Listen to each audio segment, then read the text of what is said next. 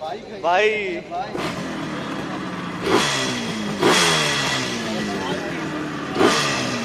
भाई legendary One of the legendary bike RX 350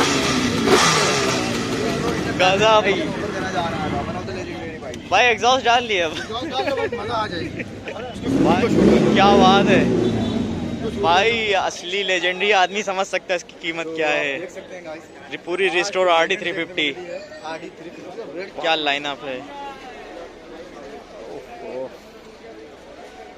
इधर XB HP की एंटॉर्क भी है, और ये देखो ट्राइम स्ट्रीट भी खड़ी इधर वाले, एक ट्रिपल RS, ये थोड़ी सस्ती वाली RS।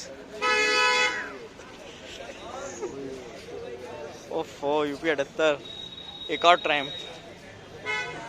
साहू वाली गाड़ी, साहू फिल्म में जो थी वो बाइक है।